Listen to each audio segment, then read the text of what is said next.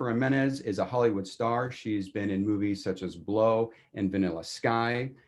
She also has founded a site called Sober Book, and you can put anonymously your stories of addiction and journeys through to sobriety on that. I viewed it last night. It has some very wonderful stories and can be very helpful for a lot of people if you log on to it. Her stories, she has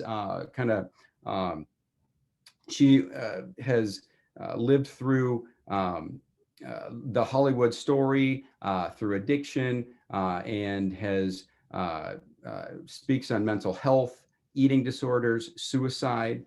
And we're just very, very lucky to have both of them speaking with us or for us today.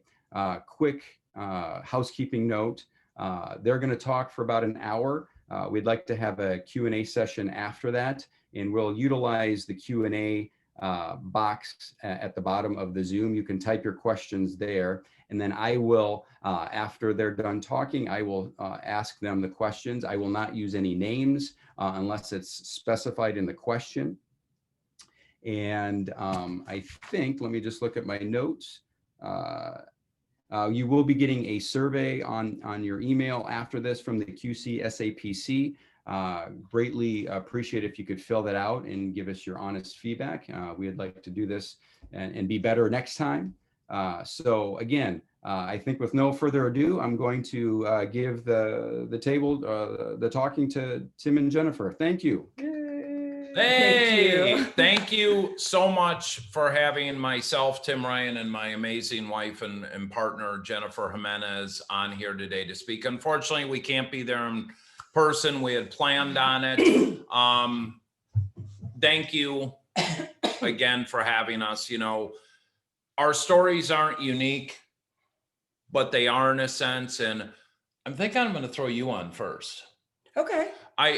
Because with what I tail in afterwards, now remember, Jen, you have a half an hour, and she's got a lot of information to plug in here, but I'm not even going to share any. I think that you're trying to say that we have the gift of the gab. We do. The gift of the gab. And so I'm going to introduce my wife, my best friend, my partner first to kick it off, Jennifer Gimenez. Hi, everyone. Thank you, Tim. Thank you, David. Thank you, everybody, for being here. I'm really nervous. My name is Jennifer Gimenez Ryan.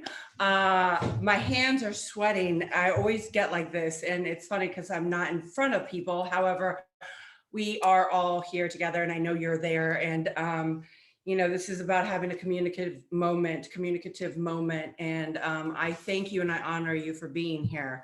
Let me just get this out of the way. I prayed a lot before as I was getting ready, and I asked God to come and speak through me, but it takes me a hot minute to get out of the way and let him come in and speak through me. And in that midst and in this moment right now, I feel like I'm gonna throw up or like poop my pants or pee myself. And my hands are like sweating. Whew, okay, and I think I get nervous because I'm about to get raw and real, and I still suffer from people pleasing. I guess I'll start with this. I know it's a weird time right now. I know it's a hard time. I know it's a difficult time. I know it's a fearful time right now. A lot of us are walking through fear. I know I feel a lot of animosity in the air. And if you're feeling scared, worried, angry, confused, lost, me too, you know, and we can get through this together. For all those who are new in recovery, or in all those who are out there right now that are contemplating, you know, do I want to be sober? Do I not want to be sober? Do I want to off myself? There is a moment of silence at each anonymous meeting all over the world. And I want to let you know that we've been praying for you. So we are so glad that you're here. I got sober this time around. I'm a returnee. My sobriety date is January 15, 2006. I'm 14 years, 9 months, and can't even see my watch, 14 days sober. Who counts? But I never want to forget what it was like, you know, and speaking allows me to never forget. My My family's from Argentina, and I was born in California. My parents decided to have an American child name me one of the most common names, Jennifer, and raise me back in Argentina. And like I said, I'm a returnee. I couldn't get this, I kept relapsing. And a lot of people say, oh, relapse is part of the journey. Well, I'm a relapser. I'm a returnee. My sponsor, though, got sober once. And I don't think that it has to be a part of the journey for a lot of people. However, this is my story. I kept saying this time around, what's going to be different? Really, what's going to be different? I knew the program. I knew what to do, until, do some steps, get a sponsor, do that. And I only did it to like step 3 or 4 every now and then. And this time around, they said I need to get into the nicks and crannies of things. And I need to just follow what they said. And I'm so grateful that that is all they told me I needed to do. And more was going to be revealed. And boy, was more revealed. In Argentina, though, like for so long, I walked around, I blamed everybody for the reason why I was the way I was. I was never loved. It was my mom's fault, dad's fault, this fault. And after doing the work and after having some time as a woman in recovery today, I can honestly say to you that I was so loved. I really was. I may have not been loved the way you were loved or the way you were loved, but I was loved. And I'm grateful to say that today. My family in Argentina were very intermeshed, and everyone gets together for lunches and dinners. And I just remember dinners, like all these people from the neighborhood would be over, and I'd have to call everyone aunts and uncles, even though they weren't. And I remember there'd be these long tables. There's so much food filled on the table that the drinks were on the floor. And this visual, I remember, the more they poured, the longer the parties lasted. I remember them drinking and having a good time. So I equated drinking to fun. I remember seeing my mom and dad dancing with each other. I remember them smiling at each other. I even remember them saying, I love you to each other. And I am so glad that I have that memory, because in the end, that was not their story, but it's my memory to cherish. Through the years, my parents and I kept coming back and forth to America. My parents decided at when I was 6.5 years old, that my brother and I would have more opportunities in America than in Argentina. So they sacrificed everything, their friends, their families, their careers, and we moved back to California. And I had to do a lot of things that weren't necessarily in the program, as well as doing the program.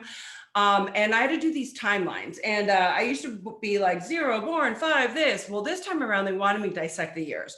As I started dissecting the years, I realized there's a lot of trauma and a lot of blackout moments, not just from drinking and using, but from being a trauma survivor. I believe we are all trauma survivors of some sort. I also believe we either didn't get coping mechanisms or we lost them along the way. Therefore, we created our survival mechanisms. And thank God for those, because I don't think I'd be sitting here right now if I didn't have it.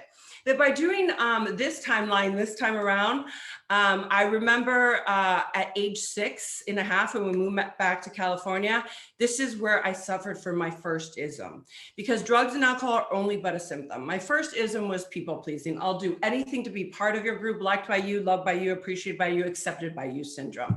And I already felt like a fish out of water. I came from Argentina.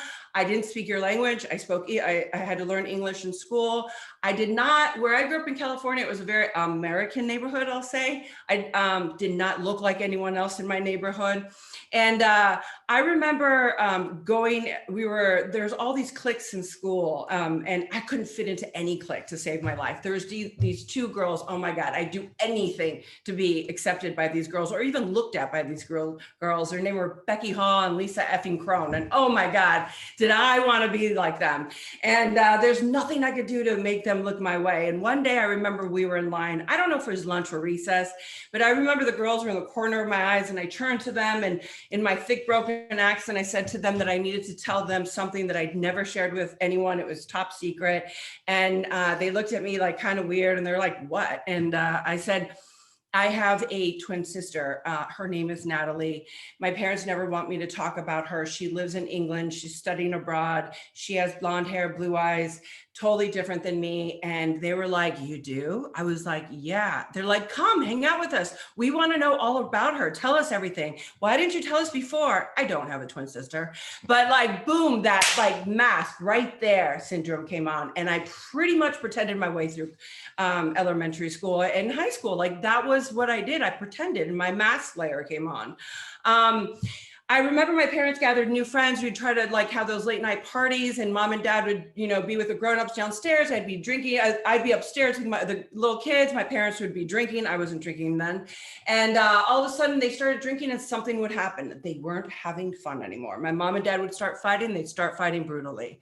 This particular night, I remember the party started and my mom and dad started drinking, the fight started. And if you come from a chaotic family like I do, we do things for coping mechanisms. We either play harder, talk louder, make more distraction, make more noise to make that go away, that distraction go away. And that night, parents grabbed their kids and they bounced. And I just remember leaning on my door going, here we go again. And all of a sudden, mom and dad are fighting downstairs and my dad is trying to get away from her and he runs up the stairs and he falls face forward in the middle of the hallway upstairs. And my mom is raging right behind him. And she gets to the top of the stairs and she's looking at him. And my dad will always be an addict. And my mom suffers from mental health issues. And here I am blessed with both worlds. Like for so long, I could totally carry the role that I was an addict. Like I got that one down, right? But when they told me this time around in this sobriety of mine, this last 14 years plus of mine that I suffered from other things, I kicked and screamed months into my sobriety till somebody said something so simple that it made so much sense to me. They said, we're going to put spiritual tools by your feet. We're going to teach you how to apply them. There's outside help. Thank God for therapy. I still go. There's medication. And honestly, I've been on every medication under the sun. Today, I'm no longer on any medication. However, if they told me later on this evening I needed to go back on it, I would. I'll go to any lengths to stay sober. There's coping mechanisms. And I'm just grateful that they explained it to me so simply. And I go in and out of my stories, but there's my mom and she's raging at my dad. And she finds the first thing she could find. It was one of those long vacuum cleaners back in the day. And she just starts wailing on my dad. And my role had been to jump in and protect my dad and make sure he was okay, clean up after him, and make sure my mom was calmed down. I pretty much played ref with my parents, for my parents growing up. And in that timeline at age 13, I was at the Santa Monica Pier with my mom, my little brother on a Sunday afternoon. We were playing. This photographer, his name was Bruce Weber, till this day, still one of the biggest photographers in the world, came up to my mom and I and said that, I had the right look. He's shooting the sing for this designer. If I could show up the next day. Of course, my mom was very hesitant and I convinced her to let me show up. And my life literally went from growing up in dirt roads in Argentina and Buenos Aires with donkeys run around to becoming a supermodel overnight. I've been on every magazine cover all over the world, every catwalk all over the world. I've had billboards and campaigns all over the world. I've even had billboards in New York Times Square. I've done music videos with Tupac, Babyface, Prince, Lionel Richie, Mick Jagger. The list goes on and on. It's always so cool to say Tupac because I really dig him. My life looked like this. From my freshman year to my senior year, I went to school maybe 2 months out of the year, but I was trying to fit in like a normal kid in public high school. Then I'd run home, try to protect my mom from killing herself, clean up after my dad at his house. And I was clothing and feeding and raising my brother. For me, drugs and alcohol at that time were working. I took my first drink when I was 12 years old. I was taking care of my little brother and I was making him a sandwich. I looked into the dining room. My parents had a liquor cabinet and I thought to myself, I just want to feel like they did in Argentina. Happy, because that's what I equated drinking to be. So I went and I got this cup and I poured all these different liquors into there and I took my first drink. Till this day, my perception tells me it felt like this. It went down into my throat and it was warm and fuzzy and it got into my stomach and it kind of imploded in there. And all of a sudden I felt like a cross between the Jolly Green Giant, Wonder Woman, and She-Ra. Like I felt like I had arrived. And my little brother that night decided to rat on me and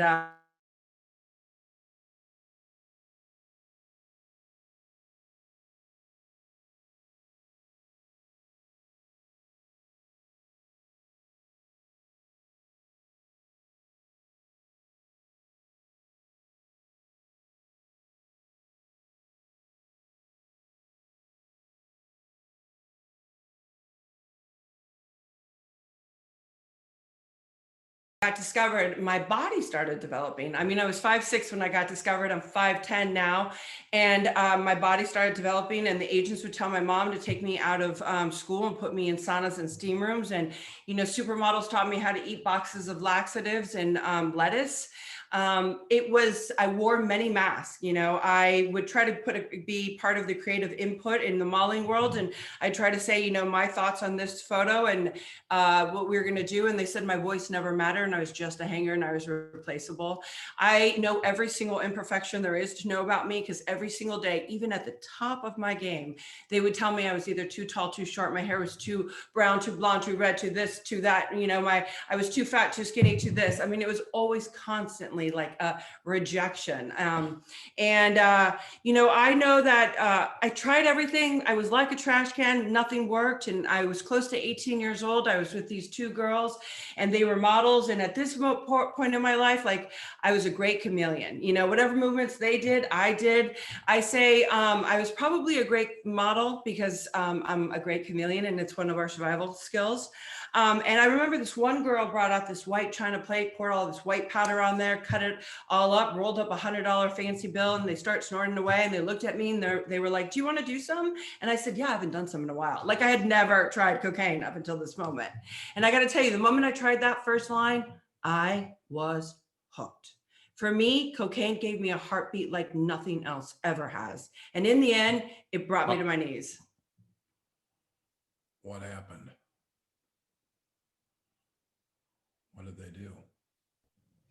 Keep on. I can hear you guys. Can you hear us? Yeah. We I can just hear lost our whole screen. Oh, okay. No, we can still see you and hear you. And Okay. we were all very good, Jennifer. That's very good. Please continue with that. Okay, thank you. I gotta say, that was it. That was my drug of choice, cocaine. But like, I have tried everything and anything. And like that one drink at 12 years old, the progression of my disease led me to everything and anything else. I wanted to end modeling before it ended me. But I at this point, I'm 21 years old and I'm going into the rooms for the first time. And I got cleaned up and I cleaned up really quick and I wanted to start. I knew I loved being in front of the camera. One of the things I did when I was Bruce Weber's girl, I traveled with him, the photographer who discovered me, is I did a movie called Let's Get Lost. It was a documentary on Chet Baker. And years later, I found out it was nominated for Best Documentary at the Oscars. It won the Cannes Film Festival, all this stuff. Like my first movie is a Oscar nominated movie. It's like crazy to say that. And I knew that I loved being in front of the camera and that I could speak and that my voice somewhat mattered when I was speaking, in the creative process. So I was studying and I got my first movie and I'm now newly sober. And, I did step 1, step 2, step 3, and I cleaned up really quick and I made it very shiny and pretty on the outside, but I did no internal work. And when I talk about that, the outside versus the inside, because in the inside, I'm like that void just got bigger and bigger and bigger. Get Blow, the movie, I'm working with Johnny Depp, Penelope Cruz, all these people. The irony, I play a crazy coked out Colombian woman from the 70s, but and I win all these awards. And I gotta be honest with you, I was sober in the beginning of Blow and not in the end. And I say that to you because whatever I equate success to be for me or failure to be for me, I was bound to relapse. I had no foundation. Again, that internal work that I needed to do, that hole, that void, it just got bigger, but it's all shiny and pretty. I'm fine, right? And that revolving door, that vicious cycle started for me, of relapsing. I'd go to the rooms in the rooms, I mean the 12-step community, when the going got tough in my eyes, and I'd clean out for 1 day, 3 days, 90 days. And here I am back in, Vogue, cover of Details, Maxim's Hot 100. I'm doing all these other movies, Vanilla Sky with Tom Cruise, Charlie's Angels, Sweetest Thing, Corky Romano, the list goes on, and I can't stay sober to save my life. And nothing was fulfilling for me, like nothing was enough. And I'm at the I relapsed yet again. And in 11 and a half months, my life got really small, really dark, really quick. I end up in the shoebox in my shoe closet with all the drugs in that shoebox, doing that. My jaw just got disconnected in a gacked out moment. I suffer the consequences of that on a moment to moment basis. 20 years later, I suffered a mini stroke. That wasn't enough for me. I ended up pulling all the things out at the hospital because I thought I was going to go to prison. And I kicked my mom out that night and I got physically abusive with her. Not a proud moment, but I think it's really important for us to talk and tell on ourselves because that's what I was taught this time around. And as soon as my mom left, because all she wanted to do was just take care of her little girl and make sure she was okay, I called the dealer and I kept using. I was in that much pain. I wanted to numb all the trauma, all the pain, all the hurt away. And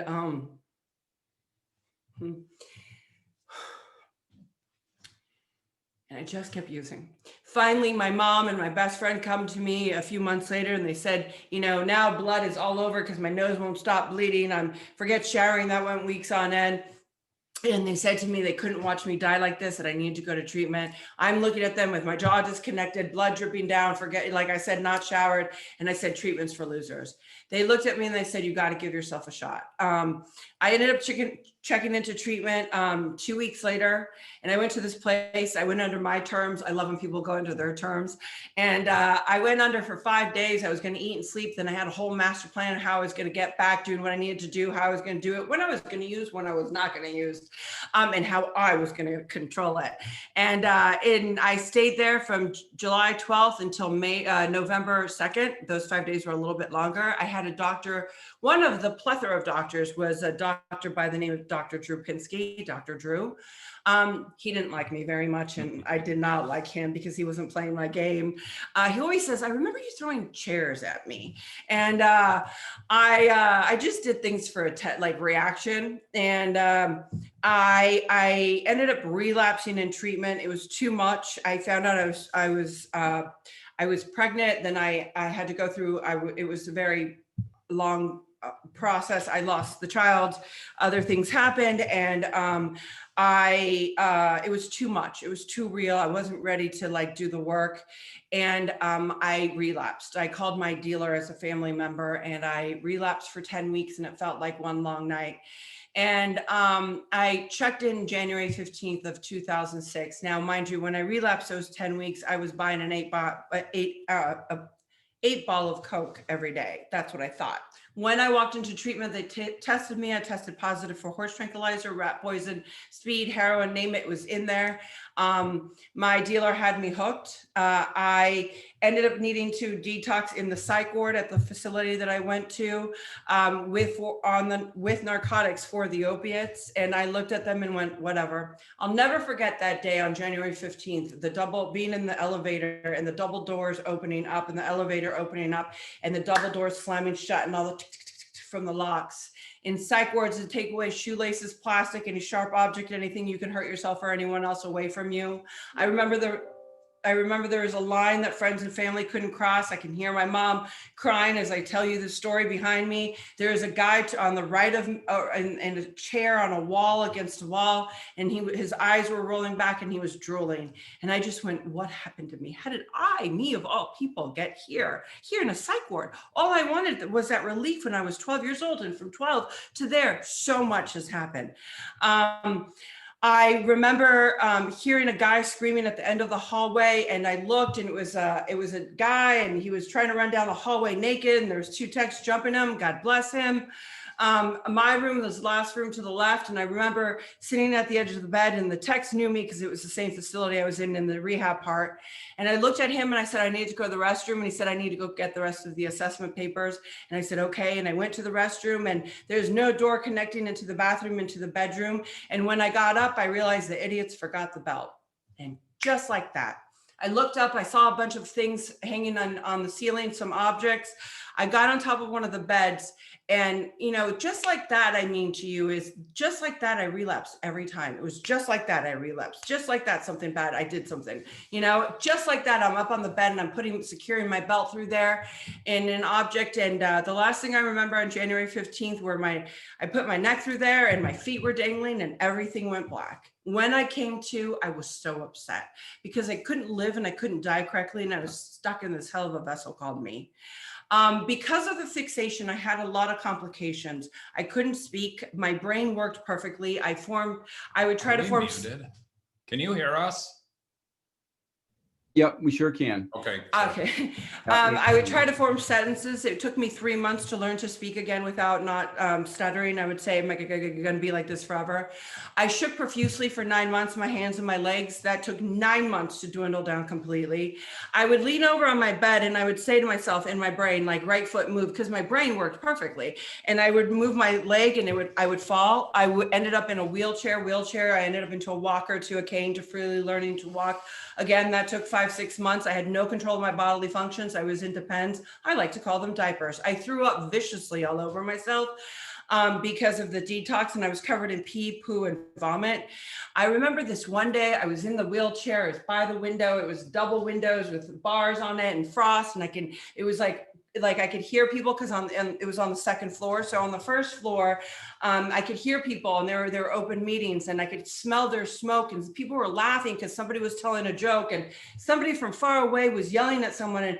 And all of a sudden I felt this feeling that I literally did not understand.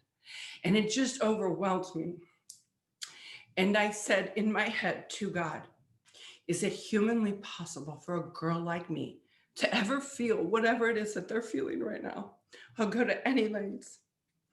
And I kid you not, that girl that day still resides so alive inside of me. I gotta say, I felt like it was Groundhog Day, but I stayed there for 2 weeks. Then I did the treatment part. I stayed from January 15th until April 30th. I left. It was time to leave. I did the aftercare plan, and I was gonna go get my life back. You know, I love when people are like, I gotta go back to my husband or my wife or my kids, or gotta go back to my job. I gotta get my life back.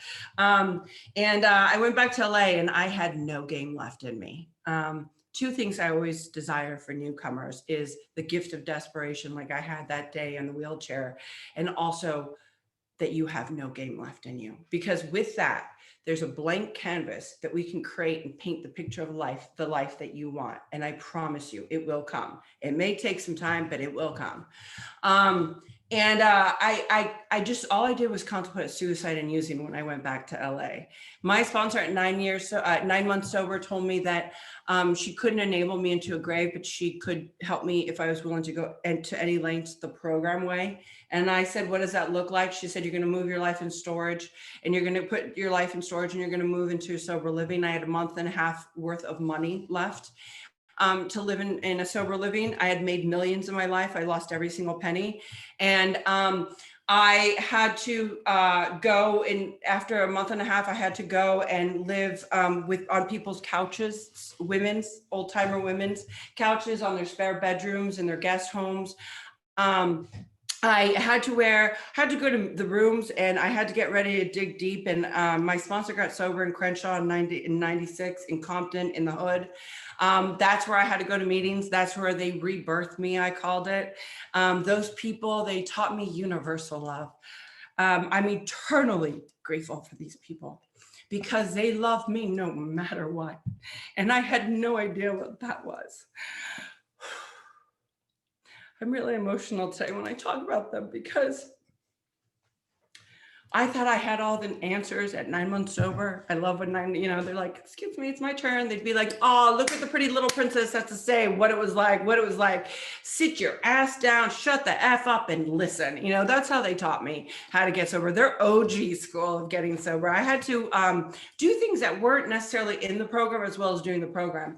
I had to go into the rooms like the dying only can. I had to hang my resume and my IQ at the door. I had to wear no makeup and feel demasked. I had to wear flats and wiggle my feet and feel grounded at all times. I had to wear t-shirts with sleeves, leggings or jeans, my hair in a bun or a ponytail.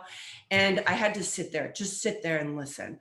And, there's so much more I want to talk about, but I called Hollywood a chapter. I ended up going from being anorexic in my modeling days to obese. I gained over 100 pounds in my first 2 years of recovery. I moved to Egypt. I told everyone it was Egypt. It was only an hour outside of LA. I was unemployable, but my sponsor said, again, at that 9 month time, she said, could you believe in something bigger than yourself? I don't give a crap what it is as long as it's not you. Is that humanly possible? And I said, I guess. She goes, good, you'll never lack. And I got to tell you, not one day in my sobriety have I ever lacked, not one. I have always had food on the table, and I've always had a roof to sleep, a roof over my head. I may have not gotten what I wanted, but I've never lacked. And I started taking over the facility that I got sober at, and that was where Dr. Drew was. And, you know, it's the irony of Dr. Drew coming to me. He predicted me dead the first year. He said I was one of those hopeless cases. Some of them need to die for the rest of them to live. And he said, just go through the motions with me. Well, I made it past a year, and I took over his treatment center. Like, I brought H&I, which is hospitals and institutions, there. I brought meetings there. I brought all my high profile friends who had long-term sobriety there and come speak for me at all the meetings I was running and all this stuff. And like, it just became something. Drew started giving me his high profile clients for fun and for free to sponsor. And then he was doing a spinoff show called Sober House on VH1. And he asked me to run the house. And I looked at him and I said, why me? Because he knew I knew what he had said about me. And he said, because it's people like you that keep proving me wrong, and I want to thank you. And Drew gave me a second chance. I am eternally grateful for that. I did 2 seasons of that and 3 seasons of Celebrity Rehab. And then they put me on CNN right when Sober House was coming on. I started losing weight because I wanted to connect mind, body, and spirit. And they said to me, you know, we're talking about weight loss, this and that. And I just went, I have an eating disorder. And they're like, what? On CNN? And like, all of a sudden it became a thing. Like, you know, because what you guys have taught me is to stand in my truth. And that when I stand in my truth, I can't go wrong. I may feel a little wobbly, but I cannot go wrong. And the more I spoke about my experiences outwardly and to the universe, I mean, to the world, really, the more I realized I wasn't alone. And I wasn't so scared. Like, you know, sometimes we're so scared of telling our truth, right? Like, I can't say that, you know, I can't tell anyone. And we're holding it in there and we're living in it. Like, we're eating, breathing, and exuding out of our bones and skin, like all those secrets that we're keeping, that it's getting us even sicker. That I've learned to tell on myself. That is an important thing, because that's what I learned in recovery. I have so much more to say, but Tim keeps giving me shots. You got 3 more minutes. I got 3 more minutes, though, but in 3 more minutes, not that much time, but I will do what I can here. I do want to say that, like, I started doing those shows, and then my best friend who helped get me into treatment, with my mom, Brandy Glanville, was doing a show called Housewives of Beverly Hills, and I became an official friend on the show. And I did it for 4 seasons. I actually turned down being a wife on there because I just thought, like, one of the things that my 2.5 years, when my sponsor told me it was time to get a job, before Drew came to me, you know, I remember I was living in Egypt, an hour away. And I said to her, she said, it's time to get a job. And I said, I don't know who I want to be or what I want to do. And it's an aha moment for me.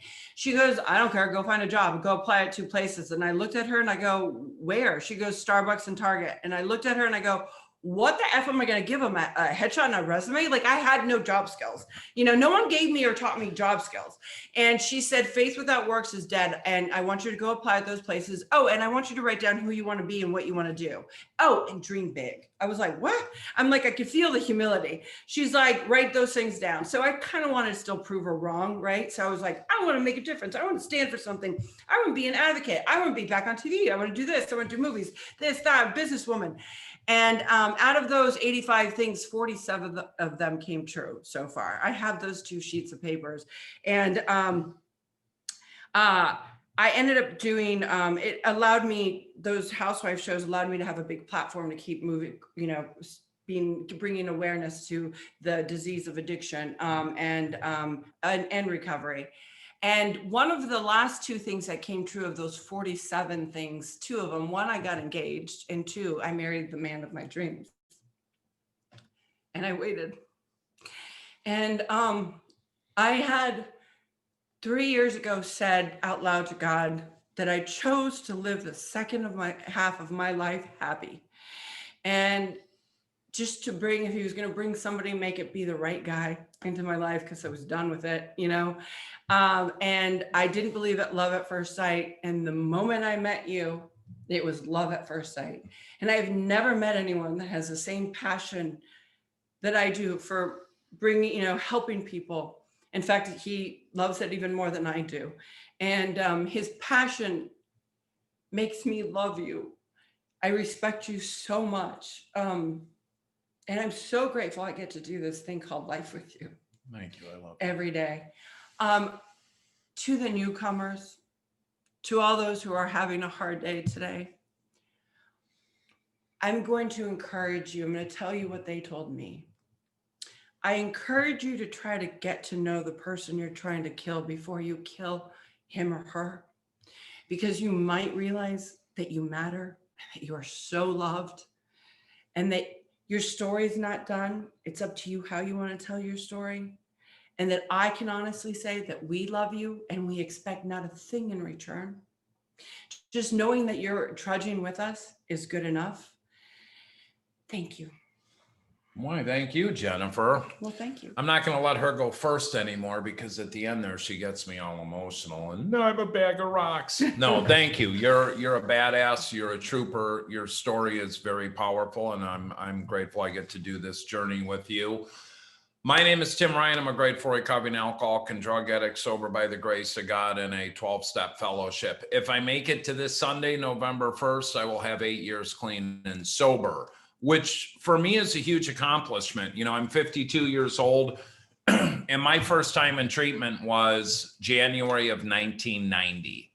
So I've been ripping and running. I ripped and ran for a long time. And you know, I didn't come from a bad family. I grew up on Crystal Lake, Illinois, in the suburbs of Chicago. And, you know, we're adopted. My older brother, he's just a jerk. And my little brother and sister are three-quarter Chippewa Indian, Native American. So I grew up with racism and all this. But all I cared about was the lake. Whether I was a little kid, I was fishing, I was out in the canoe, I was on the sailboat, I was ice skating, I was playing hockey. Then I got into water skiing, because I struggled with a lot of other things. School wasn't my forte. You know, I took the ACT 5 times. I received an 11 each time. I think a perfect score is a 36. Adjective, verb, pronoun, conjunctive, sentence. I have no clue what they are to this day. Why we have to take algebra and geometry is beyond me, because even if I pass those classes, I've never used it in my life. I got a phone. I got a computer. Jennifer hit on one thing, trauma. And 2.5 years sober, like her, I jump around. 2.5 years sober, I'm at a speaking conference in Chicago, 300 clinicians. I'm one of probably 4 or 5 people in recovery there. And this guy, Dr. Gabor Mate, was speaking. And if you don't know who he is, Google his name, look him up on YouTube. Not now.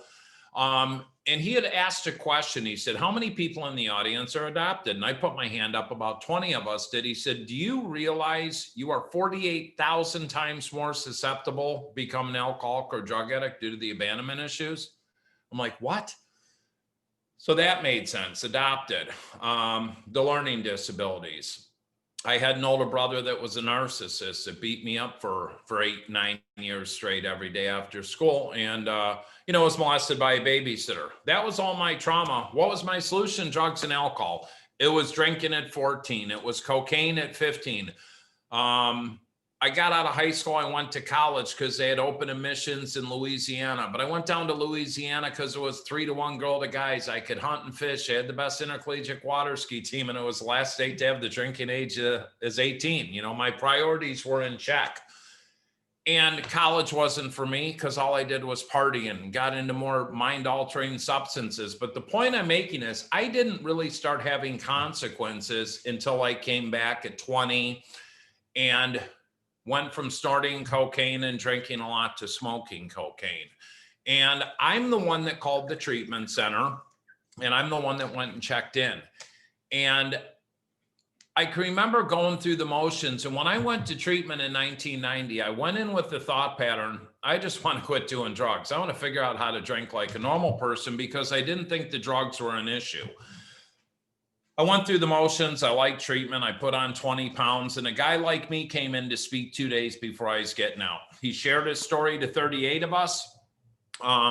When he was done, he looked at all of us and said, one of you will be sober in a year and a third of you will be dead.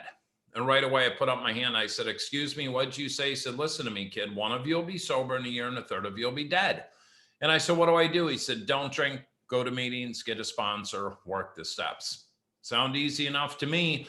And I'm kind of like Jennifer was. I went to meetings, I'd clean up, I'd go make more money. But I started going to the Chris Lake Alamo Club, went to meetings, put my hand up. I'm looking for a sponsor. Nobody would pick on me. I'd be like, yes, I got away with it again.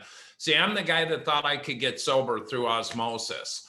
And I understand too that we have some high school kids listening on here. And I want you to understand, I was a guy that always sat up in the bleachers when someone like me came in to speak and said, I'll never be like that guy. I'll never be like that guy. And guess what? I became that guy. Because in high school today, there's a lot of followers. There's not many leaders.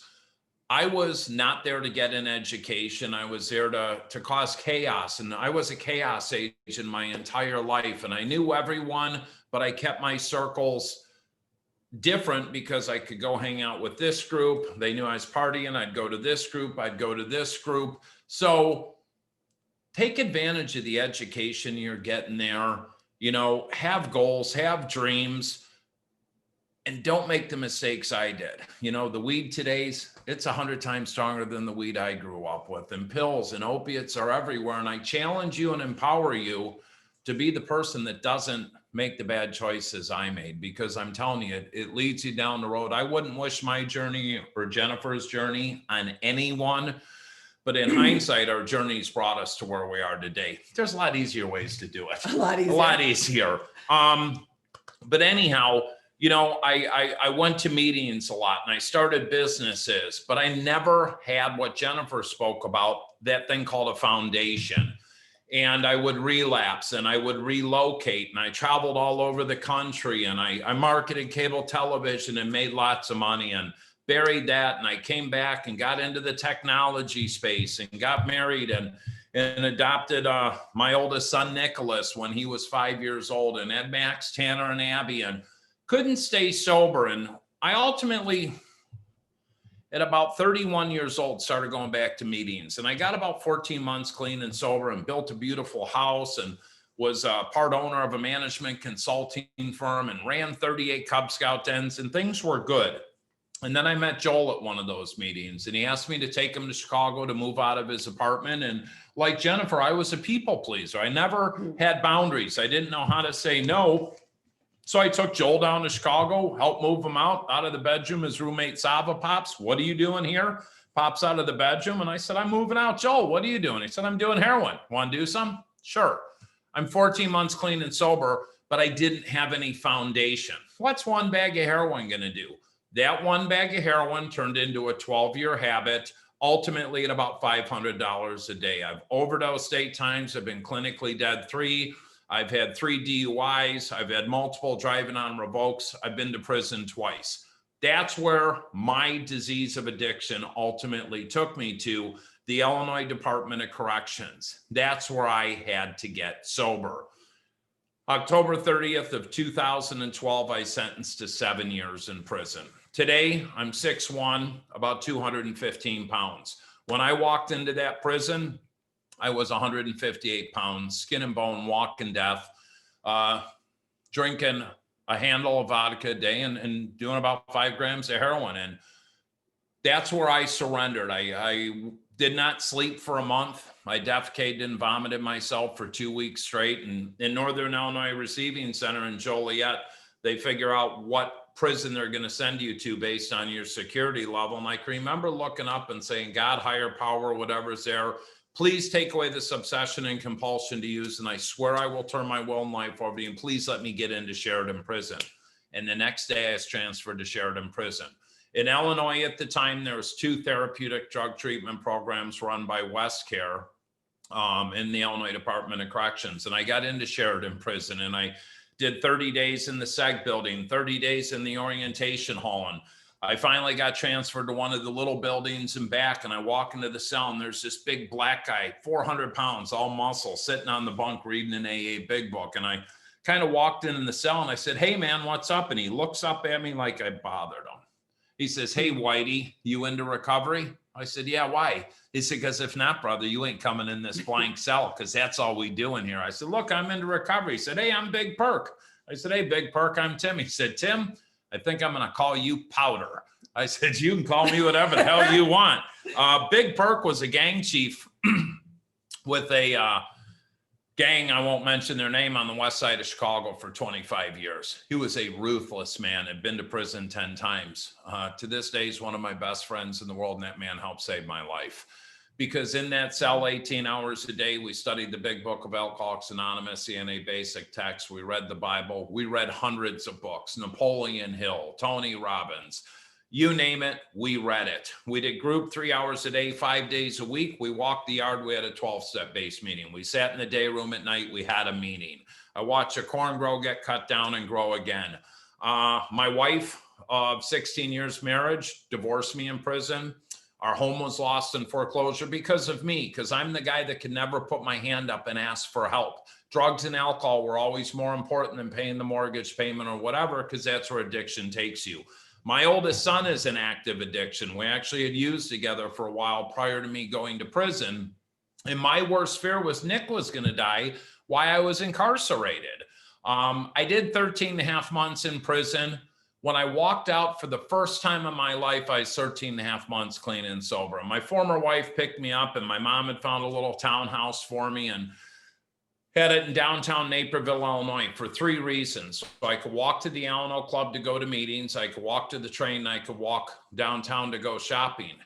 I have not had a driver's license in 20 years. This December 16th will be the first time in 20 years I can finally get my license reinstated. Yay! But I have had a full-time driver for the past 6 years, so recovery does not suck. I don't recommend doing it my way. I got out, I got another sponsor. I put, for the first time in my life, my relationship with my God and recovery first. Everything else came secondary. And I can remember the first night out of prison, all my kids came over, we had dinner, and I sat down with them and I told them, I said, you guys need to understand something. I love you more than anything. I know I put you to hell and back, but my recovery comes first. Max and Abby, I think, were okay. Nick could care less, and Tanner was a little upset, but now they see why I had to do that. And I went back into the tech space, didn't want to do it. 3 months later, set up my nonprofit, started helping people. And I stumbled into working into treatment. And on my 21-month sobriety date, I got a call from my former wife at 6 in. She said, Tim, get out of bed. I'm coming to pick you up. Nick overdosed, our oldest son. And he had been to treatment 6 times, multiple overdoses. So she picked me up. We shot to the hospital, ran into the emergency room. Tim and Shannon Ryan here to see our son, Nick. He overdosed. And 30 seconds later, the chaplain walked out. I knew my son was dead. And I went to a 12-step base meeting that night. My son died on my 21-month sobriety date. Nick knew what to do, but he chose to use again. He snorted 2 bags of heroin and ate a bar of Xanax. And his friends knew he was overdosing.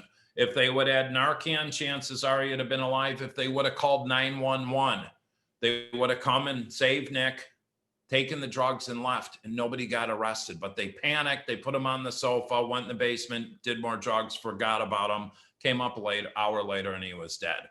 I don't blame anyone. I blame the disease of addiction. The police wanted to charge those 3 kids with drug-induced homicide. I said, no. He said, what do you want to do? I said, I want to put them into treatment. 2 of them are sober today. The other one's dead. This is a progressive and chronic disease. And we need to start treating it like a disease instead of treating it like a moral failure, and the stigma and all these other variables. Because I know on here today, we have law enforcement, we have treatment providers, we have coalition people, we have students. This affects everybody. Everyone watching today knows a family member, loved one, or friend that struggle with mental health or substance abuse disorder. It is a fact. It is a reality. Why are not we embracing this and talking about this? You know, I worked in treatment. I spoke all over. I had another daughter, Mackenzie, who's our pride and joy today. She's 5 years old. You know, so God took one of my kids home and blessed me with another. But I started scouring the country, looking for programs to be able to get people into, because the amount of phone calls I receive a day for people with no insurance or state insurance on how to get help is overwhelming. I helped start the second program in the country in Dixon, Illinois, where a drug addict can walk into a police station and ask for help. I've got my clock right here, honey. I love you. Where a drug addict can walk into a police station and ask for help with Chief Danny Langlos at the time. They've assisted hundreds of people. We've started these all over the country, but here's what's happening now, especially with COVID. What do you call it, Jen? What do we have going on right now? Go ahead, say it. Pandemic within a pandemic. Jennifer queued that one up probably 2 months into COVID happening. It was a week into COVID. A weekend, and that's what we have happening right now. You know, mental health calls are up 800%, suicides are up 1,000%, alcohol sales are up 260%, benzodiazepine, sleeping meds, Valium, Klonopin, those prescriptions are up 62%. People are self-medicating instead of asking for help. I was talking with one of my law enforcement friends the other day, and a prison in Illinois, one of the lieutenants walked out of the prison and killed himself in the parking lot.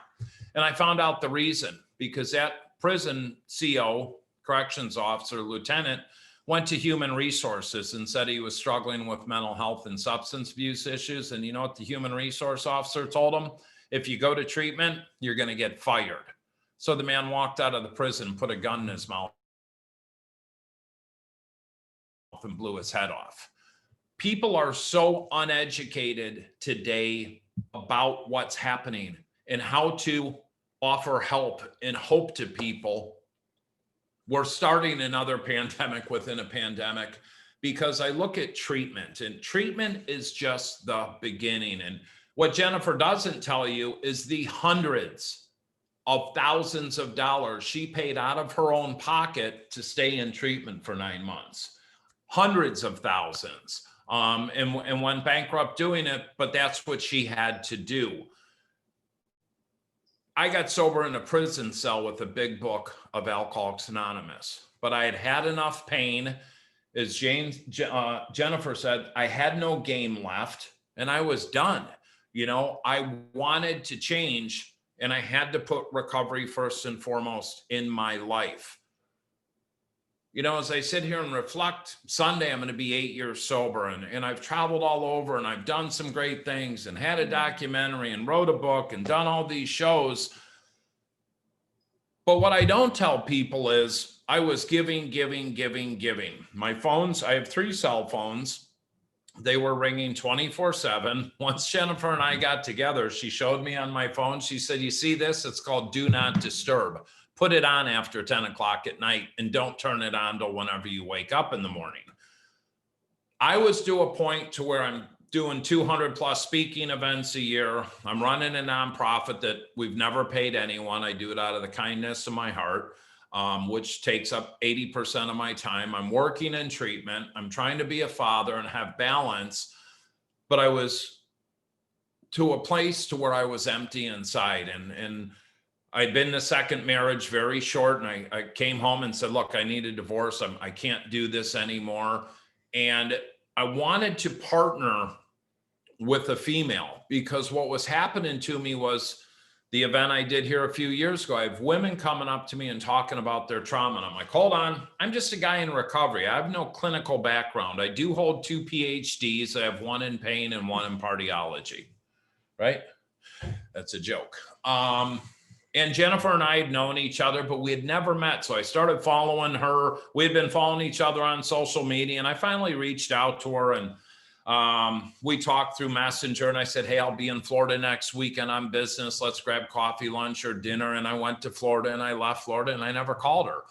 And about a week later, I got a message, hey, jerk, thanks for breakfast, lunch, and dinner. You're a great guy. So we started talking, and we talked for 5-6 weeks. And we knew a bunch of the same people, but we had never met. And finally, Jennifer got to the point, I mean, we're talking about speaking together, and opening a treatment center and having a reality show. There's all these things we could do. And she finally said, why don't you put your money where your mouth is? Because you kept talking about, I'm going to look at my schedule. I'm going to look at my schedule. So I got on my other phone. I bought a plane ticket. I said, I'll see you in Florida Friday. You can pick me up. And what Jennifer talked about was when she picked me up at the Fort Lauderdale airport, I'm 2 weeks away from ending my second marriage. I do not want a relationship. Divorce. Yeah. I don't want a relationship. But when I saw her and we met and hugged, it was game on. And I think 4 hours later, I told her, let me get through this divorce because I'm going to marry you and spend the rest of my life with you. And she said, hey, why don't you slow down a little here? Go sow your oats, do what you need to do. All kidding aside, at 52 years old, for the first time in my life, I'm finally happy. I'm finally at peace. I got married for the right reasons. I get to do this thing called life with my wife, with my best friend, with my partner. And we speak all over the country. We're doing this now. We do interventions. We guide and direct people. We don't work for a treatment center, but we know where to provide options to people. And there's so many more other things out there. But we as a community need to tie this in and come together more on how to help people, because it's not one size fits all. Harm reduction's a big deal out there now, and Narcan, and get everyone on methadone or buprenorphine and Suboxone. And you know what? Narcan's a tool, and Narcan's a great tool. Without Narcan, I'd be dead. But here's the problem with Narcan. People are, and I've been talking about this for 5 years and nobody has done anything yet. I, God forbid, overdose right now. Jen hits me with Narcan. She calls 911. The paramedics come scoop me up. They take me to Cedars-Sinai Hospital, and 3 hours later, I walk right out of the door. How is that a solution?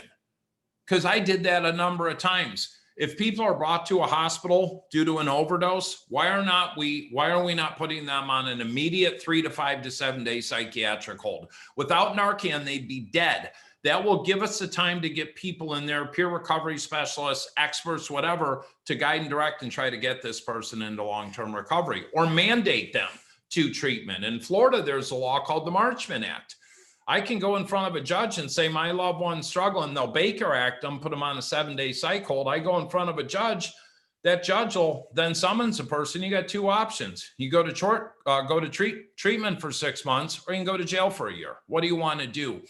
Too many people are dying. Fentanyl is involved now, and everyone's dying from it. It's in crystal methamphetamine. It's in pills. It's in cocaine. But on that other token, a buddy of mine that we don't see eye to eye a lot, but we're good friends, is this big harm reduction person. They were talking about jails, and he said, well, the most important thing in a jail is putting people on methadone or Subutex or Suboxone. And I said, really? I said, so what do you do when that person walks out of jail and now they're addicted to methadone or Suboxone? Are you giving them a prescription? Are you helping them get housing? Are you making sure they're dialed in with a psychiatrist and a therapist? Because it's not just medication, it is medicated assisted treatment. But now it's turned into just give medication. Where's the therapy? Where's the treatment aspect? That's what is broken now. And the whole system, we really need to look at revamping it. There's a number of programs that Jennifer and I work with that are 6 to 12 to 2 year long programs, the full continuum of care, 3 to 4 weeks of treatment out the door. I know based on people's insurance, that's all that's available, but a lot of times get them out of state to a long-term structured sober living community where they can be having outpatient therapy. And one of the main aspects, you have the substance abuse, the alcoholism, the drug addiction, then you have the underlying mental health, then you have the trauma. If someone is going into a facility, they need to be working with all three of those.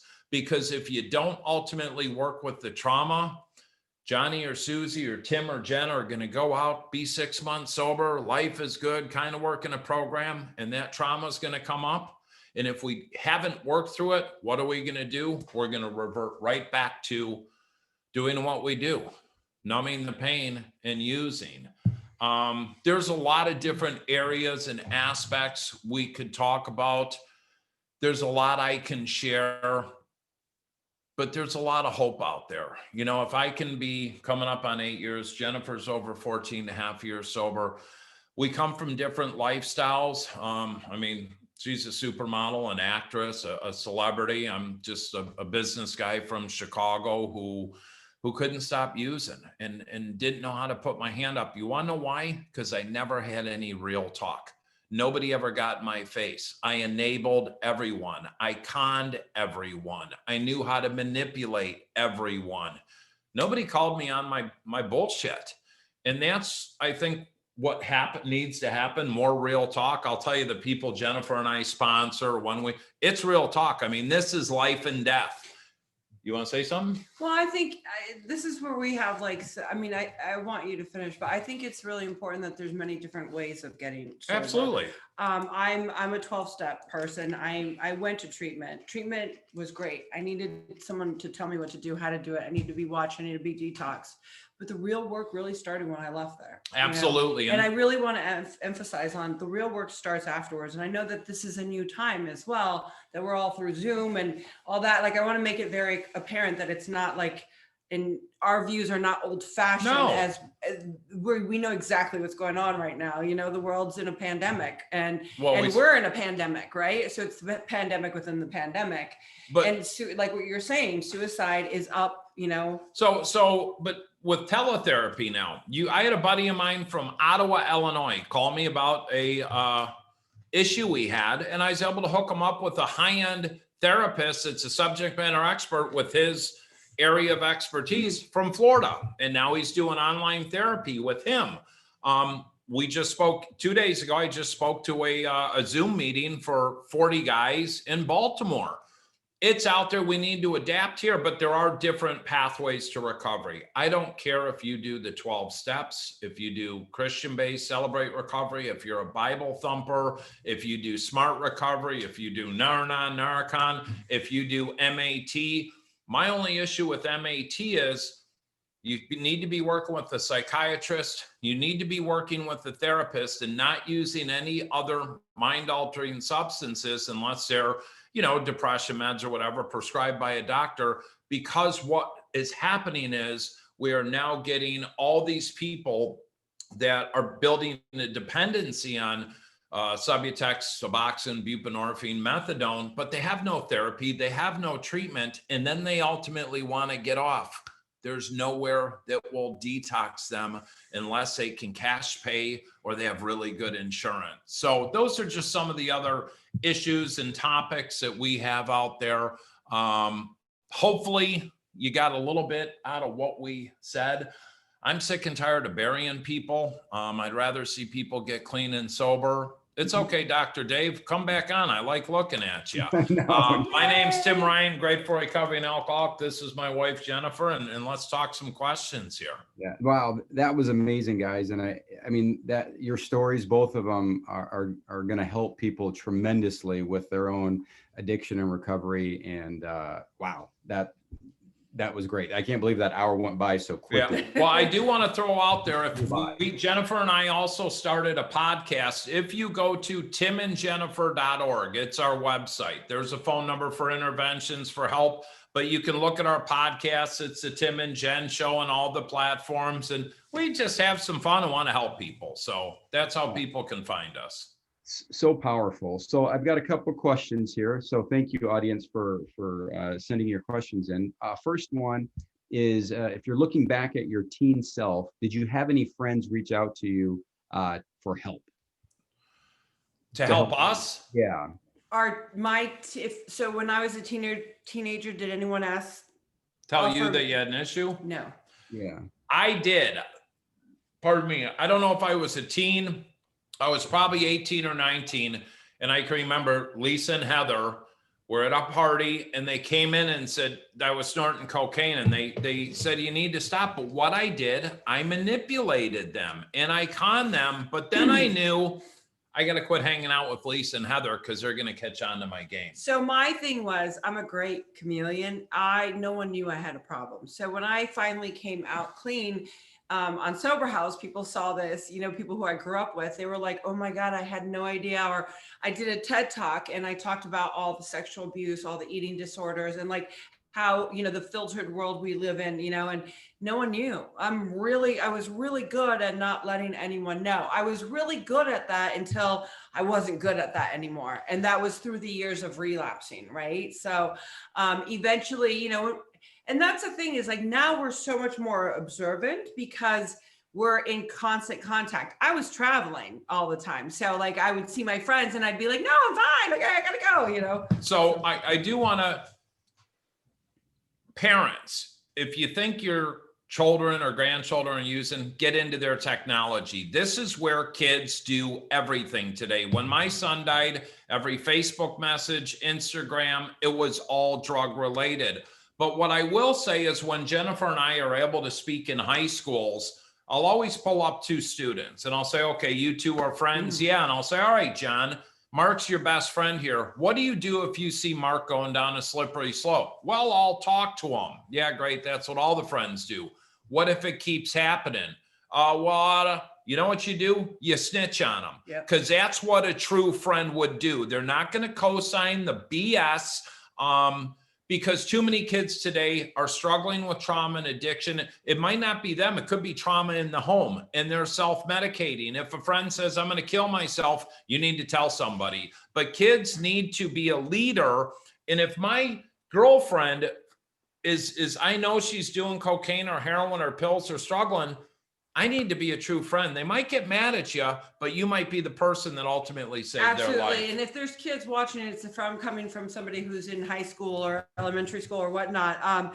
It's really important what Tim said. It's really important to come to your loved one, friend, however you want to call them, is say, I'm concerned for you. What can I do to help? And if they're like, nah, man, I'm cool. Then, then you go tell, what I mean? Like, we're trying to save lives. How do you treat the teens if they have this trauma in their life? What would you advise their parents, their family members? How would they get help for this trauma that they're dealing with? So here's an issue, major issue we have. Jennifer and I combined have probably spoken over 2,000 high schools nationwide. I have been to 2 high schools in the United States. Shelbyville, Indiana, and Long Island, New York are the only high schools in the country that I've personally spoken that had a full-time mental health counselor and a full-time substance abuse counselor on staff.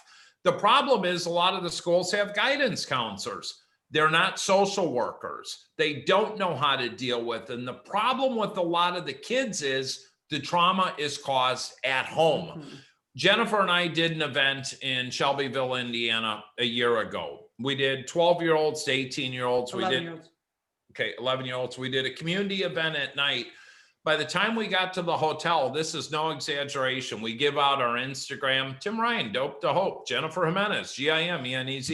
Jennifer had over 800 Instagram messages. 800. From the school. From the kids. My last one is from an 11-year-old. That's why I said 11-year-old. Her name was Lily, and she emailed me or DM'd me on Instagram at 2:30 in the morning because we respond to all of them. And so I go, A, Lily, what are you doing up so late? B, why do you have a cell phone? And C, go to bed. And she said, you told my story. You heard me. I was heard by you. Thank you. And I need this. And I'm like, wow. And so we went back and forth for a little second and I said, well, you can, DM me tomorrow, but she wasn't heard in her life. Does that make sense? Yeah. And a lot of the problem, I could talk on this topic for an hour. Me too. These kids, a lot of them are in single parent homes and they're coming home and having to help put food on the table or take care of their brothers or sisters. Or like Jennifer said, mom's an alcoholic or dad's a drug addict. And they're not telling anyone. So if we could figure out coalition-wise, social worker-wise, especially with these kids now at home, having to do Zoom meetings for school. And we need to be aware is to be alive. So we need to start looking at other aspects that we can bring to the table. Gotcha. Well, that's good. That's good. Maybe using the phone to get them treatment for the trauma. Another question, how do you identify someone who you love is maybe, addiction versus just quote unquote partying behavior? How do you how do you tell the difference between those two, or is there a difference between those? There is a difference. There's a slight difference. So if someone's drinking or doing drugs and they're having a really good time and there's no underlying issues behind that, and you're a mom, a dad, a friend, a uncle or an aunt, someone related to them, or you know them very well, I'm sure you know what their underlying issues are if there's trauma behind that. So if you're having a good time, like, you can stop. If you're an addict, you can't stop. And it's why you're doing what you're doing, right? Like, I'm drinking and doing drugs because I'm trying to numb my pain. Most people that have a good time are drinking and, smoking a joint or whatever to have a good time. Like, I was trying to numb. I think what else we have to look at too is the age of the person. Yeah. Are they living at home? Are they working? Because I was the guy that never stopped. I mean, I had buddies that could do a line of cocaine and say, I'm never doing this again. And then I was seeking more and more and more up at, whatever hours in the morning. I didn't have an off switch. But if they're, not paying bills or not paying rent or not taking care of their hygiene, and it's becoming an issue, chances are they got a problem. And one of the other variables is the legalization of marijuana everywhere, and everyone's thinking it's okay.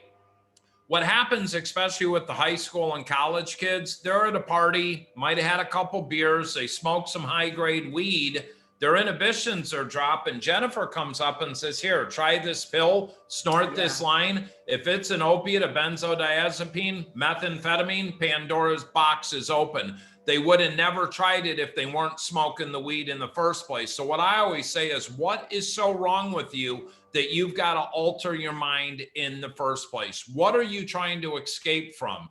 Because there's not many people that just go out and party. I look at all my buddies from high school at 52 that are still posting pictures every weekend at the bar.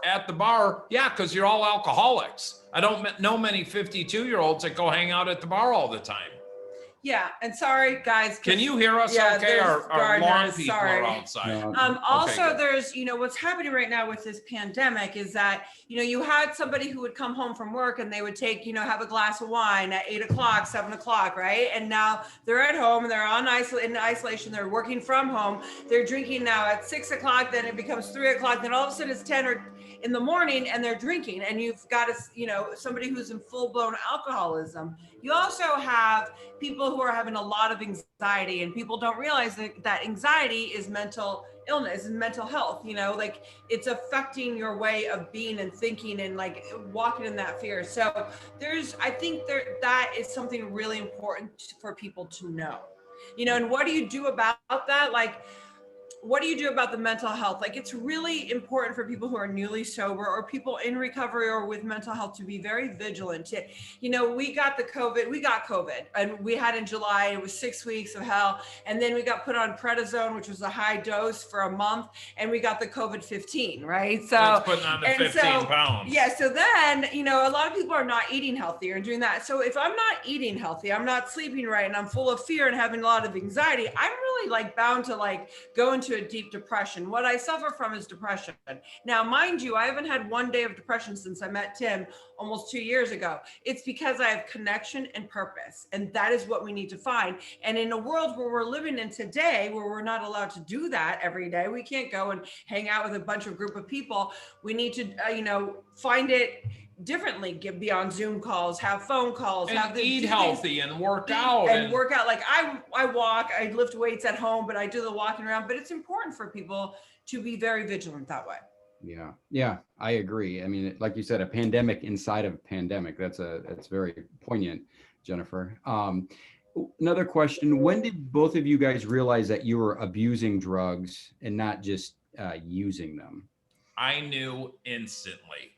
The first time I did cocaine, I knew I was addicted, and that was at 15 years old. In my high school, I was on the work program, so junior and senior year, I was out of school at 10:30 in the morning. I went to the pizza shop, flipped on the ovens, went home, water skied all afternoon. But Friday, Saturday, all I cared about was where I'm getting beer and where I'm getting drugs. I knew instantly. And first it was alcohol. Alcohol will always be my first drug of choice, and alcohol kills more people than anything, than opiates and all this.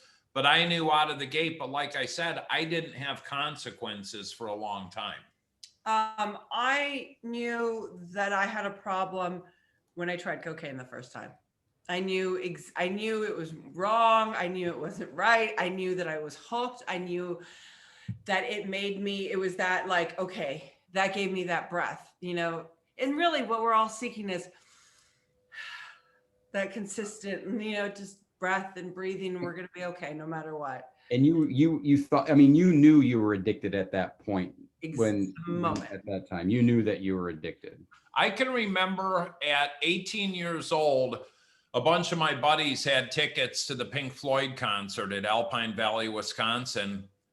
And I didn't go because I couldn't get cocaine to take with me. So when I knew I'm turning down to go see a rock band, and same thing with, I had an opportunity to go see Stevie Ray Vaughan and Eric Clapton. And that's the night Stevie Ray Vaughan got killed because I couldn't get a hold of cocaine to go. Drugs ruled my world everywhere I went. Wow. Yeah. So how do you convince somebody to get help? If you see this addiction in somebody, not as you guys now, because I mean, you guys are kind of, how would you advise somebody, a family member, to convince another family member they need help? Are you going to answer? Or Well, are you trying to tell me to? No. So, here's the problem. He's like, I'm getting a lot of this underneath. Here's the problem. It's like me trying to advise someone on I had COVID and me trying to tell them what meds to take. I can't do that. A lot of people don't. There's a method to doing an intervention, and people need to, when there's a point after you've had a conversation, and parents don't know what consequences are, or a husband or wife doesn't. And, when my son, Nick, I got out of prison, he's living with his grandmother, and my daughter was there at 12 and found heroin. So I called her and I said, Mary, you've got to kick him out. And she said, well, I can't do that. He'll die on the streets. I said, no, he's probably going to die at home because he can use drugs. He's got a hot shower. He's got a warm bed. He's got a fridge. He can steal money. He can steal your car. There's no consequences. He has no reason to change. A lot of times I tell people, at least contact someone like us or a professional that can kind of guide you through the process. Because I can assure you, I've done over 1,200 interventions. Jen and I have done over 300 together. When we walk into a house, two things are happening. That person's going with us to treatment, or I'm going to help them pack a bag and take them to the homeless shelter. 99% of the people go to treatment. But the problem is, most people don't want to go to treatment. They don't want the help. And once we come in and do, but a lot of families don't. What are you? Well, I think that, like, to start first, though, I think it's important that a family member, a loved one of the addict or alcoholic, go to them very kindly. I mean, with love and compassion, not love kindly, but love and grace, love and compassion. And love and tolerance is our code. So you say, I'm concerned for you. I know that you're struggling. What can I do to help you? And if they're like, no, I'm not, and they're in denial, then there's nothing you can do. And you got to detach with love and tolerance as well. You cannot continue the enabling. What happens if you baby them? If you enable, I will get there. If you enable an addict, if you baby an addict, you're going to bury them. I mean, it's end of story. Today, it's not like, oh, let's see how long they'll last in their addiction. There's fentanyl going on today. You know what I mean? Like, it's a different game out there. It's a faster, death for people that I know that have started using all of a sudden, and they're in their teens or start using. It's so sad to see how many people have died from it, a lot quicker than ever before. And go ahead. And so, I mean, I just feel that it's important that those are the steps you first take. Then if it's a mom or a dad or a loved one, an aunt or someone that that is struggling, you can call us. I mean, there's people you can call to get help. But they also, get involved with Al-Anon or Families Anonymous or Nar-Anon. The problem I see is you get a lot of, especially with the online community today, you get a lot of jaded people and, well, don't do this. Talk to a subject matter expert. Yeah. If I'm having heart issues, I'm going to the cardiac surgeon and specialist. If I have a tooth issue, I go to the expert. but ask, seek advice, research the internet, and ask help and ask for questions. The hardest thing for a loved one to do is say, I need some help. I think Johnny or Susie is struggling. Yeah. No, that's great advice. That's very good advice. Another question is, do you believe that abstinence is the only means for recovery, or are there other ways to maintain sobriety? So I'll give you my honest opinion on that, and I don't bullshit. For me, abstinence is the way I choose to live. I see this when my documentary came out almost 3.5 years ago on A&E, it was called Dope Man, A Day in the Life of What I Do. They made the mistake of showing my personal cell phone number. So after that aired, we had over 2,000 phone calls. 500 of those people were on high levels of Suboxone or methadone and wanted to get off, but had no insurance and no resources. People if you're going to be prescribed an MAT protocol, do your damn due diligence. Because when I went to the methadone clinic, the doctor told me it's non-addictive, and I got up to 80 milligrams and I started getting angry and I just stopped taking it. And I got so sick, I had to go back to shooting heroin. No, abstinence is not the only avenue. There are other pathways to recovery. But what I'm seeing now is, you want to talk about what Frank said? Go ahead. So a friend of ours opened a facility out here in California, a treatment program. And I said, wow, this is really cool. And he said, well, what we're doing is medicated assisted treatment with marijuana. I said, what? And he said, listen to me, Tim. He said, I own 12 other treatment centers. The success rate nationally is 10%. What I'm sick and tired of seeing is these young kids overdosing and dying and never getting the opportunity to figure out what recovery is. So he said, if they can go, can you go shut that guy down? Can you hear me okay? Yeah, we can hear you. We can hear you. Yeah. If you can put them through detox and residential, and they can come to me and we put them on a CBD regimen or medical marijuana and instill the 12 steps or this and working out and a healthy lifestyle. He said, I'd rather see them taking some form of marijuana for a year or two until they can start getting their lives together and give them the opportunity to come to an abstinence base. Some of them won't. Yeah, when his whole theory was what happened, 10% made it, what happened to the other 90? We're just giving up on the other 90, but getting them, if they have to do that marijuana maintenance and all that, they're dealing with the trauma as they're doing it. And eventually they'll completely get off and wean off of all that. So it's not like, and then they're abstinence based. So, yeah. I think that if you're on medication for other things, doctor prescribed, you must do that. Like my sponsor, she's gotten sober once, didn't have any mental health issues. They diagnosed me everything mental health wise. And I really do suffer from depression. It took 6 months for them to figure that out. I was on medication for 2.5 years. My sponsor always said to me, I can only work with you in the 12-step, doing the 12-step steps by you being on medication. So what came first, the chicken or the egg? Like, she's like, I need you to be on your medication. And so then I can work with you for your alcoholism and drug addiction. So then I was able to deal with all my other trauma in between. So does that make sense? Yeah. And I'll end it this way on this topic. 5 years ago, a high-end psychiatrist, double board certified in addiction medicine, left a prominent program to start his own MAT protocol. And I went and met with him and he said, Tim, why are you here? He said, I thought you're abstinence based. I said, I'm smart enough to realize abstinence isn't everything. I said, explain this to me. And he said, it's real simple. There's 3 types of people. The people that use MAT for detox only. He said, then there's the people I will not prescribe it to because they're not ready and they're going to abuse other mind altering substances.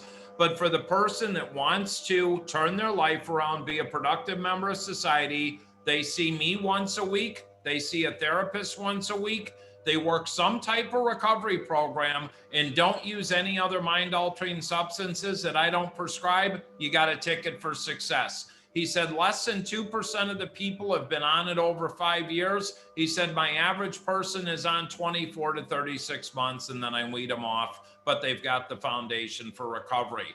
If more psychiatrists and medical directors were using a protocol like that, we're going to get a lot more people staying sober. Yeah, no, that's awesome. And I wish we could have that with everybody. I think it probably comes down to resources and availability. Absolutely does. So if you, one of the questions is if you have a family member, you basically, I don't know if you force people into rehab, but if you check them into rehab, what's their likelihood compared to if they go by themselves into rehab of recovering? Do they have to go in by themselves to recover? No, so interventions work. People, Okay. what an intervention basically does, it shuts down the addict from manipulating everyone else, because that's all they do. They manipulate mom, dad, husband, wife, boss, brother, sister, and we basically pull the carpet out. And I tell them, look, you're welcome to keep using and getting high, but you're not going to do it here anymore. Go get your own apartment, your own job, pay for your drugs, and destroy your life. You're welcome to do that. But usually it's a situation to where the wife or the husband has had it with the spouse, or the parents or grandparents have had it with the kid or grandkid. Wouldn't you agree? Yeah, absolutely. I mean, I was thinking literally as you were talking, and what your question was is like, when I got sober this last time, I didn't want to get sober. I just didn't know how to live or die. Like, I mean, like, and this is before the psych ward. Like, I know that it wasn't okay anymore, but I didn't even know how to do it this time, even though I knew about the program. I knew the program. It just, for me, I thought it wasn't working for me, right? Like, that was my theory. Right? It was the wrong theory to have. But it was when I got sober after the psych where I was like, how am I going to do this? Like, I mean, I lost everything, the ability to talk, to move, to walk, to all this. And I was like, I guess this is just how I'm going to be. And then I could not see tomorrow at all whatsoever, right? Like, I couldn't even see the light of day. I was in such a dark hole from all of it. And all I got to tell you is it was the old timers that told me, just believe that we believe. And I cannot tell you how much I still use that today. I even asked him, just tell me you believe, because or give me a hug, or give me a kiss, or buy me a ring. No, I'm only joking. Don't ruin my moment, please. But it's like, I literally need to know that I'm gonna get through these moments. So like, I did not plan on getting sober at all, and here I am with a lot of yesterdays put together. And I think too, everyone doesn't need to go to treatment. So don't think there's plenty of alcoholics that walk into a 12-step base room and get sober or get weaned off by a doctor. Some people just need a good therapist to work with. It's so convoluted because there's 35,000 treatment centers in the United States of America, with for-profit, nonprofit, faith-based, Christian-based. There's probably 50, 25 really, really good ones. But you've got to I'm not going to send someone that's 50 years old to a program with a bunch of 20-year-olds. I'm not going to take a female that has been molested or abused or sex trafficked and I'm going to send her to an all-female program that specializes in high-end trauma.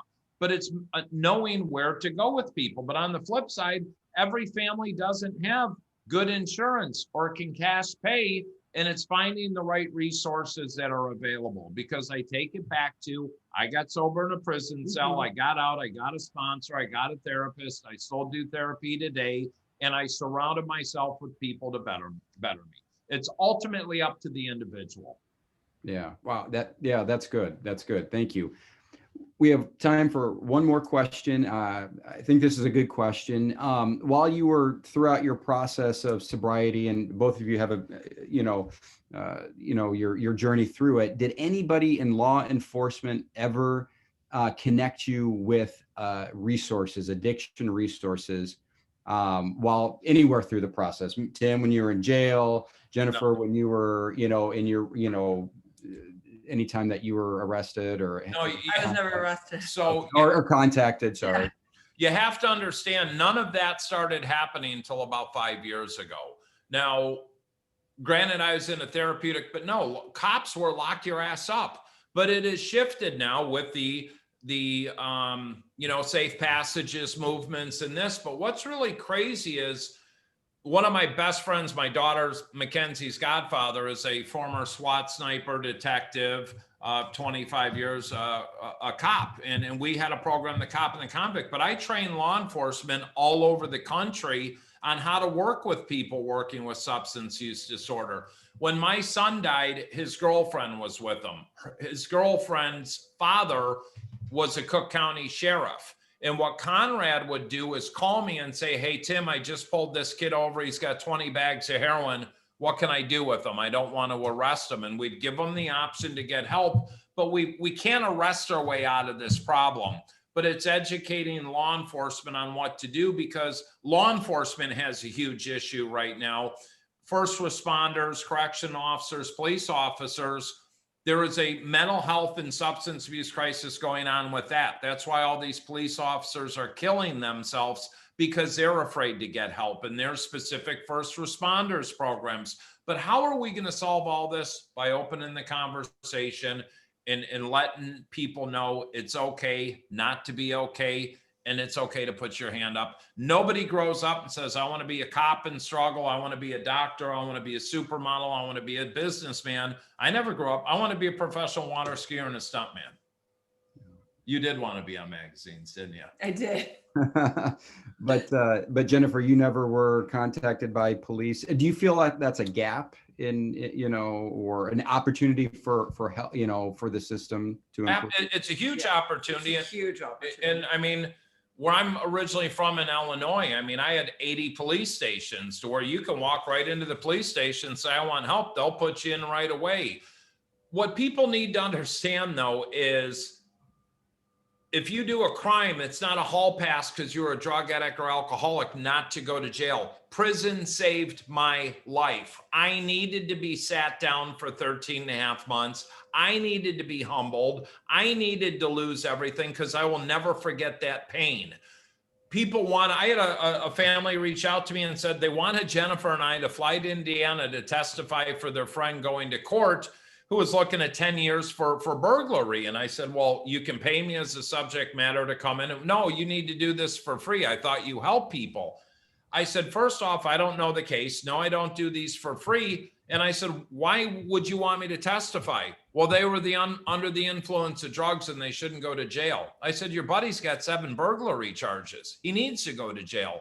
So there's a thin line. I mean, you look at what Seattle or Portland's wanting to do now. They want to decriminalize any people, fighting theft. If you have mental health, if you're homeless or have substance abuse, give you a hall pass.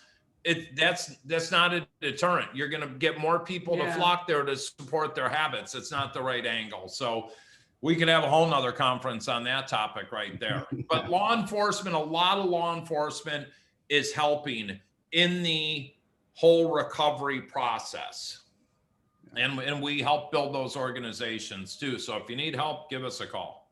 Wonderful. And we will send information out on an email with all of this with your contact information. Right. So we're about to up for our time, and I can't thank you enough for spending an hour and a half of your time with us. And it is so powerful. What you say, your story is helping so many people. And wow, I just can't say thank you enough for everything that you've done. Thank you for having us. It's truly been an honor. And, talk about this. Don't be afraid to talk about addiction, mental health. Don't get in debates with people, but speak your truth. And if you need help, put your hand up and ask for it. Keep doing what you guys are doing. Thank you for letting us be a part of this. All right. Thank you, guys. An amazing day. Bye-bye. Bye-bye. Thank you, everybody.